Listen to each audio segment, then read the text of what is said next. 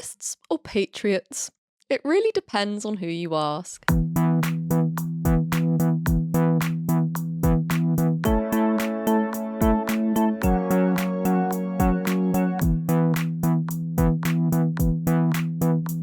Welcome to this episode of 6 Notes of Separation. If you're new to the podcast, here's how it's going to work. Every episode, I dive into an artist, exploring their lives, their music, any scandals they might have got tangled in. But to keep things spicy, I've really taken the concept of 6 degrees of separation and put my own musical twist on it. With 6 notes, every artist I dive into has to be linked to the previous and succeeding episode I do in some way. So the two artists could either have in common a label, a producer, maybe a friendship, a feud. Truly anything goes as long as there's a link. So without further ado, I'm going to be diving into the life of a rap and hip-hop trio who could be deemed as bearing responsibility for igniting a resurgence in the Irish language. They've made enemies in nearly every government of every country they've performed in, but have ultimately won the hearts and respect of fans across the globe for their steadfast approach in addressing topics that are a matter of importance to them. Of course, I'm going to be looking at the life and career of Kneecap. But before we go back to where it all started for Kneecap, it's time to reveal the link between this week's and last episode's Fontaines D.C. I'm not going to lie, guys, this link is a little bit boring, it's a little bit obvious. Unless you're living under a rock, you'll be aware that both bands are from Ireland and therefore have that Irish link. Their more immediate connections to each other, however, kicked off in 2023 when Grian Chatton, the lead singer from Fontaines, and Tom Cole, their drummer, featured on Kneecap's song Better Way to Live. Their two worlds collided again once more in the form of the big screen when Fontaines' song Liberty Bell featured in Kneecap's self-titled, semi-autobiographical film, Kneecap. For Grian, he said that the scene with Liberty Bell really hit him. That the idea that two aspiring musicians would be listening to Fontaines' music together was really the first time he saw the band's influence in an almost tangible way. Kneecap had been telling Fontaines and had mentioned in interviews for years what impact the band had had on their music. And I suppose at large the impact the band had had on a resurgence in gaining attraction to the Irish music scene. But for Grian and the boys, they weren't really confronted with how influential they really were until they saw it with their own eyes in Kneecap's film. In May 2025, the mutual support between the groups was seen again when Fontaines signed an open letter defending Kneecap after one of their members was charged with a terror offence. Along with other artists who signed, the document said that there had been a clear, concerted attempt to censor and ultimately deplatform the group, with Grian calling the crackdown on Kneecap a categorical witch hunt. Any speculation of Fontaines being worried about Kneecap damaging their public image was very much eradicated, however, when the band invited the trio to open for their sold-out show at Finsbury Park this July, as well as bringing them along to open their shows in Manchester and Belfast too. But if you're hearing terror offences and a film and a trio, and you're all a bit confused, don't worry, because it's time to explain all there is to know about the three lads that make up Kneecap. So before we jump into the life of each individual member of the trio, let me just give you some context as to who the group are. Kneecap is an Irish hip-hop and rap group comprised of members Móglaí Bap and DJ Próvaí. You'll probably recognise Mo Cara's name the most if you've been keeping up to date with the news, but if not, or if you still know nothing about his background, let me shed some light. Mo Cara, also known as Liam O'Hanid, was born in 1997 and grew up in West Belfast, where there was a real resurgence of the Irish language. His stage name comes from the Irish translation My Friend, which he says represents Belfast as a whole. And in this way, you're going to start to see the similarities between the trio and Fontaines D.C. You're going to start to see how integral Ireland and the Irish identity and heritage is to Kneecap. It's ultimately what's made them as groundbreaking and critically acclaimed as they are. Anyway, there isn't loads of background info on Liam readily available online, but what I do know is that he met his MC partner Móglaí Bap when he was just a teenager, around the ages of 18 to 19 years old.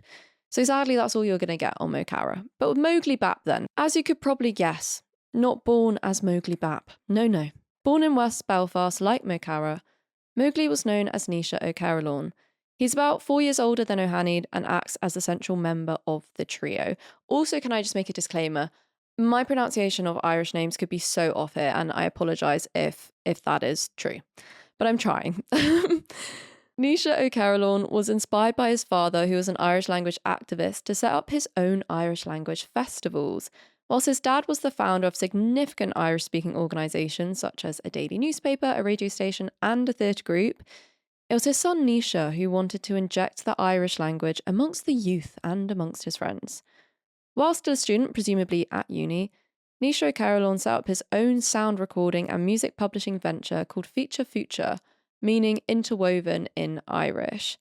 It ran for 2 years from 2016 to 2018, but was subsequently dissolved, which makes sense considering the growing personal and professional pressures Naoise was facing. Not only did Kneecap form in 2017, which we'll get onto in a bit, but O'Carrollane was also somewhat plagued with a gambling addiction from when he was 16 years old right up until he was 22 years old, around the time he set up Feature Future. It took him years to work through this addiction, commenting that therapy and digging deep about where the addiction stemmed from was really the only way he was able to manage the addiction. For him, gambling was an escape. The dopamine hits he'd get when he'd win something was truly euphoric to him. The gambling played such a significant role in O'Carrollane's early life that he actually ended up writing a play about it called Minimal Human Contact in 2022. The aim of the play was to show the realities about how young boys are preyed on by bookies, especially in lower economic areas, where the chances to land on big sums of money is obviously dangled in front of one's eyes. So yeah, the life of Naoise O'Carrollane is a really interesting one, but why Móglaí Bap? You may ask, what's that about? Well, the Móglaí part of his name comes from the bowl haircut he rocked as a kid, which had family and friends comparing him to the character Mowgli from the Jungle Book. And the Bap, just like the other two members, is a subtle nod to Irish history, the Belfast Bap being the name for the roll of bread that poor communities lived off during the Great Famine in Ireland in the late 1800s. A little history lesson for you there. So that leaves us with DJ Próvaí. For those of you who might have a picture of Kneecap as your only reference, Próvaí is the one that's always seen donning a balaclava in the 3 colours of the Irish flag. The concealed identity of Próvaí, however, came with a perk, that being a concealed identity so he wouldn't lose his job as a school teacher. Whilst his stage name comes from the nickname for the Provisional IRA, the Provos, his balaclava is a nod to the same paramilitary group and has also become synonymous with Kneecap's logo. You know, if you've seen Kneecap's branding anywhere, it's got the outcuts, if that's what you can call it, of a balaclava on there. The balaclava that features as part of their branding is an effort to link themselves to hood culture and petty criminals, whilst also keeping that Irish heritage and generational trauma, as Próvaí calls it, at the centre of their music.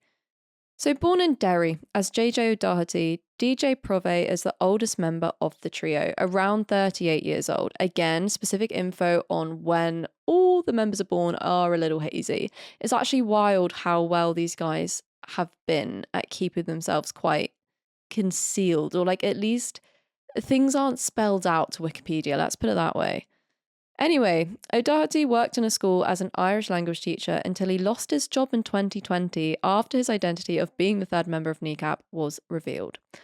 So to be fair, he got away with this double act for 3 years before he was eventually caught. A video of him, mind you, still wearing his balaclava, mooning a Kneecap audience with the words "Brits out" written on either butt cheek, circulated the internet and therefore circulated the school he worked at. This, mixed with the fact that Kneecap's music glorifies drugs, sorry, it's quite a funny story, meant Mr. O'Doherty didn't stand a chance of being kept on as a school teacher. And to be honest, there were no losses cut with that because Kneecap went on to and has continued to go on to have great success. I just can't even imagine being a student in that school finding out your teacher was a hidden member of a pretty successful Irish rap trio who had mooned an audience. It's a story to tell, for sure. Now, how did these 3 guys, all split up across different age groups, end up together? Well, it really starts and ends with Móglaí Bap, the MC who, as I said, feels like the glue of the group. As I mentioned, Móglaí, or Naoise O'Carrollane, set up his own Irish language festival to cultivate a subculture of Irish-speaking communities in a similar way to his father. Growing up in the same area as Naoise, Liam, or Mo Cara, volunteered and attended these festivals, having gone to an Irish school when he was younger. And so it's no surprise that DJ Próvaí, an Irish language teacher, caught wind of the festival and travelled over to West Belfast to speak at one of these events. The three lads got together in 2017 to release their first song, Carter, which, although they wrote not for the intentions of music, but for the intentions of political expression, ended up jump-starting their career as Kneecap. Carter, being the Irish word for rights, recounts the day that Móglaí and his friend were out spray painting before a march was to be held in support of an Irish language act. Móglaí had written Carter on a bus stop when the police pulled up looking for justice. Although Móglaí was able to escape, his friend didn't get so lucky and was arrested, spending a night in the cells after refusing to speak English to the police. He only wanted to speak in Irish. Their band name Kneecap is again very intertwined with Irish history, the name coming from the punishment kneecapping, in which both Loyalists and Republicans would fire multiple gunshots at petty criminals' knees to deter them from antisocial behaviours. Where the irony lies is that the trio's association with hood culture, as well as writing lyrics that welcome heavy drug abuse, would have been things that got them kneecapped had they been alive in the 70s. But instead of facing a violent punishment for their rebellious music, Kneecap gained a grassroots fan base instead. Their song grew so popular amongst the locals that Carter actually ended up being playlisted by RTE, Ireland's public broadcaster, in other words, the kind of Irish equivalent of the BBC. But the commercial success of Kneecap was largely scuppered when RTE banned Carter from being broadcasted after complaints came flying in about the strong language and drug references that were littered throughout the song. Now, whether these complaints came from the listeners or from the bureaucrats at RTE is a topic largely up for debate, but considering how Kneecap fans reacted, it's looking more like it was a decision made up by the higher-ups. For in response to Carter being banished from public broadcast, over 700 Kneecap fans, 700, can we say, their debut song, quite impressive, 700 Kneecap fans, devotees who the group coins as Fenians, an umbrella term for members of Republican organisations, signed a petition calling for the song to be put back on air, with Kneecap backing their argument by calling Carter a caricature of what life is really like in West Belfast. Just 1 year later, and what was really an accidental fall into making music became a new career path for the trio, as Kneecap released their debut album 3CAG, a name they invented for the drug MDMA. Very quickly, they became lauded for their fresh sound of blending Irish and English raps to hip-hop beats. In 2023, Mo Cara spoke about their sound, saying, "Rebel music in Ireland has the same sort of ideas as hip-hop in America. A community that's oppressed, using songs to revolt in some way." And so once again, we see the intention that Kneecap always moves with. Because they didn't go into music for the sake of music and artistry, but to put across a political message instead, the direction in which everything else has happened has unfolded in the same way. Kneecap evolves around making a social and political statement. They don't necessarily evolve around making groundbreaking productions instead. Does that make sense? But as much as they were receiving praise and intrigue from various music critics and magazine outlets, they also stumbled into headlines and controversies from the very beginnings of their career. And truth be told, they haven't stopped making unfavourable headlines since. To kick things off, let's jump to 2019, where Kneecap find themselves making enemies with Westminster's Conservative Party. Yep, you heard me right. In March, they took their first hit to their previously commendable public image after chanting "Get the Brits Out" at their show in Belfast at the Empire Music Hall. Perhaps not an explosive comment alone, but when paired with the context that Prince William and Kate Middleton had just visited the venue like the day before, it's safe to say that Kneecap's chant was interpreted as a posed threat to the British monarchy. Now, perhaps you're thinking, oh, this is all speculation, and, the Kneecap line in tandem with the royals' visit is all just a coincidence. It very well could have been, but in October, Kneecap released the song Get Your Brits Out. Now, Get Your Brits Out is a parody rap song which pissed off the Democratic Unionist Party, also known as the DUP, who's very influential in Ireland, considering the song detailed a drug-filled night out with key members of the party. In case you're a bit lost as to what this all means, the DUP advocates for the continued unification between Northern Ireland and Britain. So in this spirit, Kneecap had been quick to defend that they don't mean for English people to be kicked out of Ireland as such, but merely that they wish to relieve their homeland from the grasp of the British government.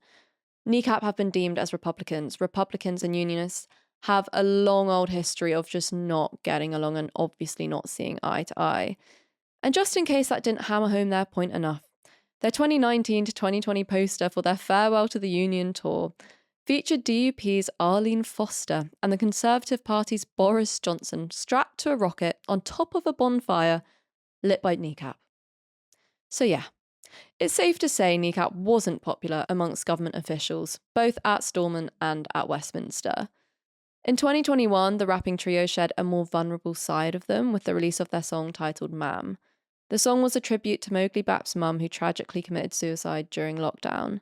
And once again, as personal as this song was to Móglaí and Kneecap, his mum wasn't the sole focus of the song or the sole message of the song. The band have expressed in various interviews their concerns over the suicide epidemic that Belfast has sort of been privy to since the end of the Troubles. Current statistics have it that more people have died from suicide since the Good Friday Agreement in 1998 than those who died in conflict during the Troubles. It's honestly a topic that doesn't feel like it's ever addressed, or if it is, it's never acknowledged on a big enough or mainstream enough scale. I mean, for me personally, I had no idea about this epidemic at all until I heard about it through fellow breakthrough Irish act CMAT's song Euro Country, who mentioned it in the lyrics if you go and read the lyrics. And yeah, I guess I heard it again when I was doing research for this and Kneecap were talking about it.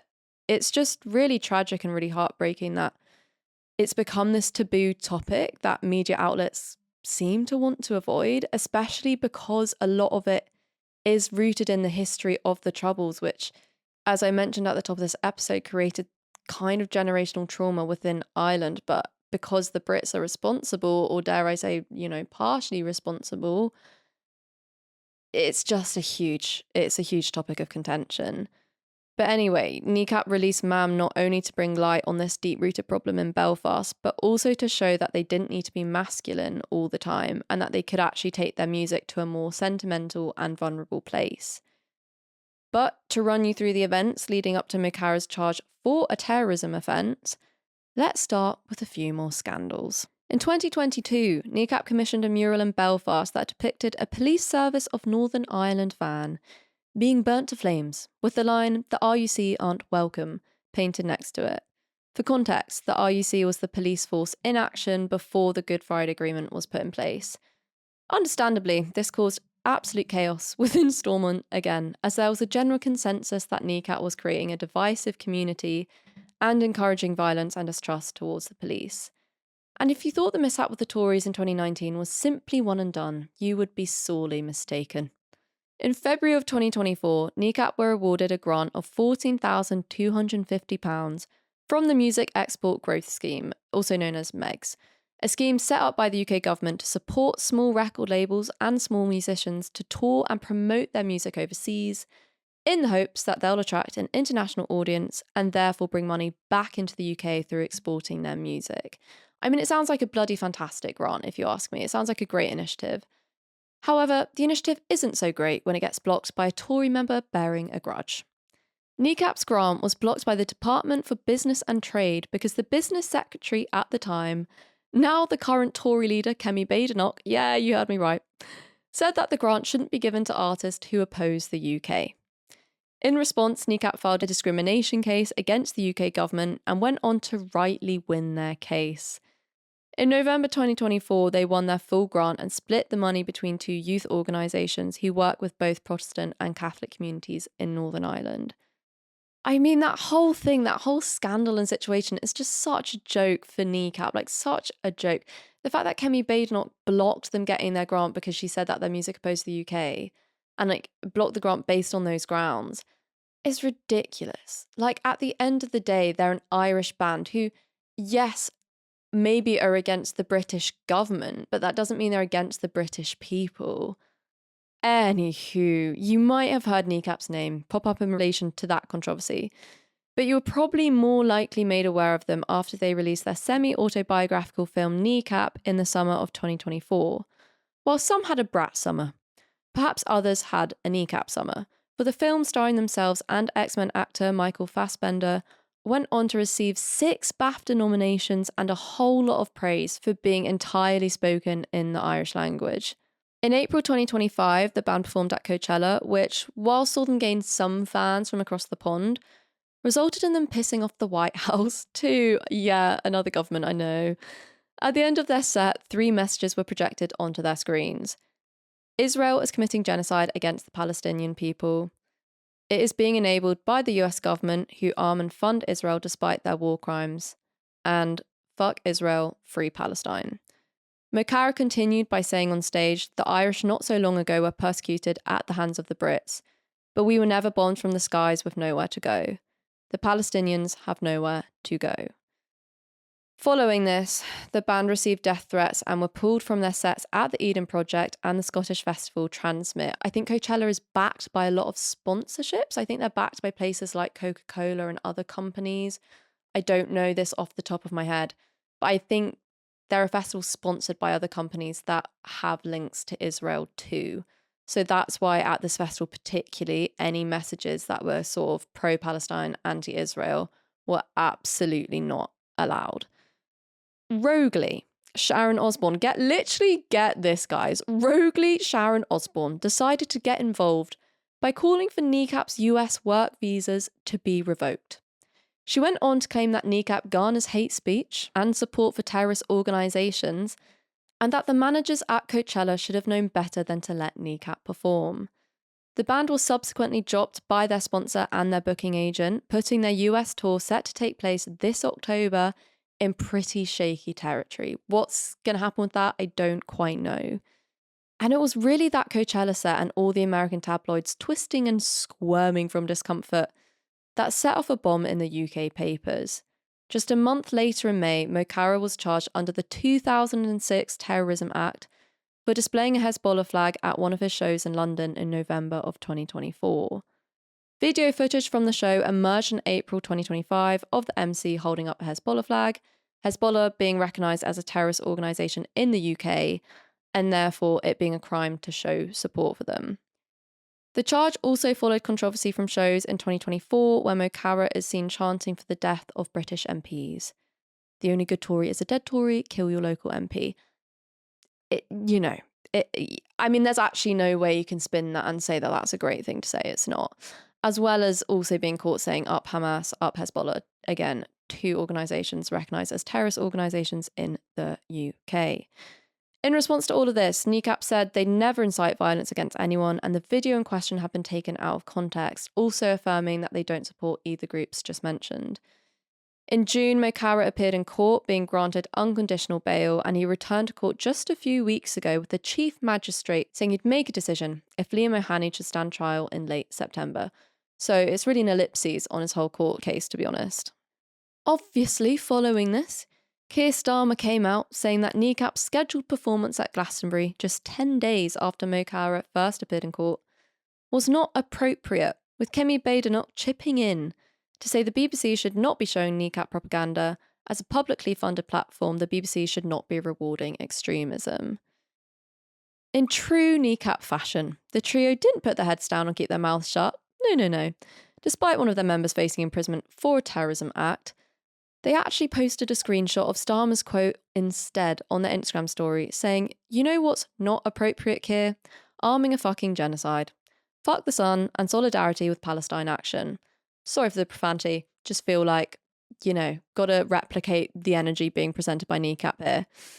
I think it's important also here to note that since all of this has exploded, Palestine Action has now been deemed as a terrorist group by the government.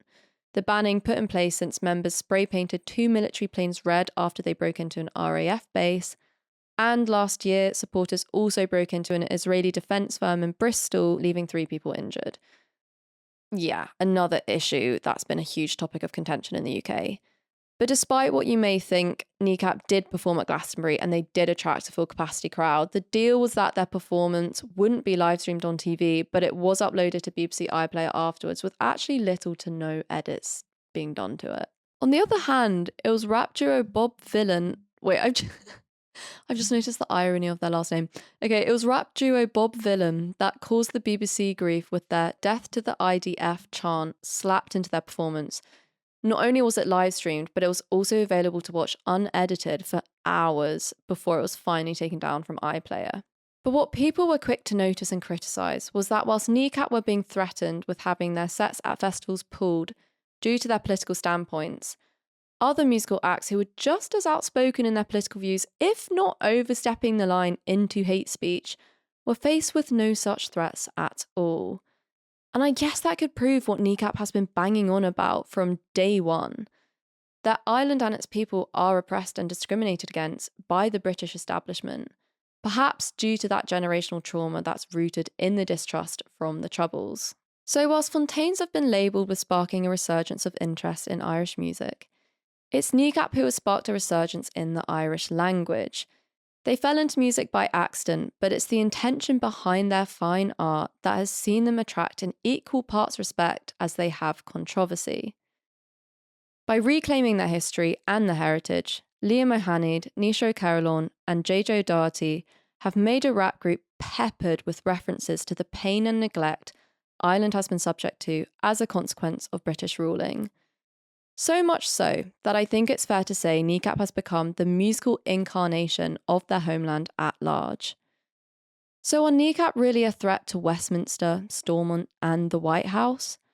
Or are they simply just Irish? Thank you guys so much for listening to this episode. If you want to keep up to date with all things Six Notes of Separation, make sure to follow us on TikTok and Instagram at Six Notes Podcast. Message us if you want to be a future fan on the show. And I'll be back very shortly with another episode on another artist where we'll be exploring the link between them and Kneecap.